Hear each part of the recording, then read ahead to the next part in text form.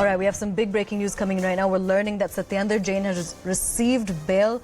It might be on medical grounds. We'll have to wait for some more confirmation. But remember, he has been in jail, in Tihar jail, lodged in Tihar jail for the last couple of months in connection with a money laundering case. And now the big breaking news, the big breaking input that we have for you is that Satyendar Jain has received bail. As of now, there's no statement which has been given by the Aam Aadmi Party on this big development, but he has received bail in the matter.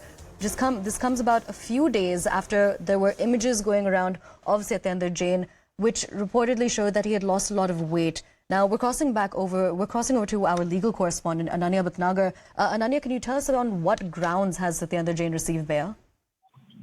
Well, Satyendar Jain has been granted bail only on medical grounds. The court is very, very clear that, this is a bail that is being granted only on humanitarian grounds. He has been, and there are certain conditions that have been levied on Satyendar Jain. Number one is that he cannot leave the National Capital Territory of Delhi. That is the Delhi region. He shall not influence or hamper with the investigation. He should not influence the witnesses in this case. And a very, very important condition that has been levied on Satyendar Jain is that he cannot hold any kind of a press conference, any kind of a press meet, or speak to the media, even if he is on a medical bail. Though the court has granted him this particular leave, they have asked him to take treatment at any of the hospitals that he wants to, but at the same point of time is restricted from talking to the media. It has been restricted from going out of the National Capital Territory of Delhi, and has clearly stated that he cannot contact or try to influence any of the witnesses into this case.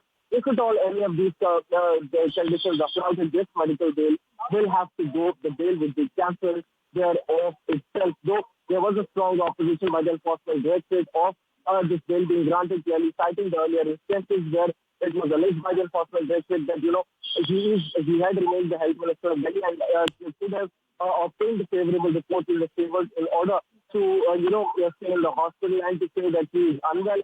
But at the same point of time, Dr. Singh was appearing for Satyendar Jain. He clearly argued that the man has actually become a skeleton, lost 33 kgs of weight, and in fact is suffering from various illness and needs to be treated at a particular hospital. There was a continuous demand by the Enforcement Directorate that he shall be examined by an independent board of doctors. Though the court has said that it will be considered on the next date, that they will give it at a later stage. But at this point of time, a big deal is coming in for Satyendar Jain, but with certain condition, and most importantly, that he will not hold any kind of a press conference. Aisha. All right, Ananya, so a few more questions when it comes to this big breaking news. Now, his bail has been granted on medical grounds. Essentially, you've also gone over the restrictions that the Supreme Court has given. Could you also tell us about what we know about the current status of Satyendar Jain? Because there were reports about him falling in Tihar jail and he had been shifted to the ICU and hospitalized. Well, as per the submissions of Dr. Singhvi, who was appearing for Satyendar Jain, he's suffering from an illness called muscular vertebra and has lost 33 kgs of weight. Now, opposing that submission, Mr.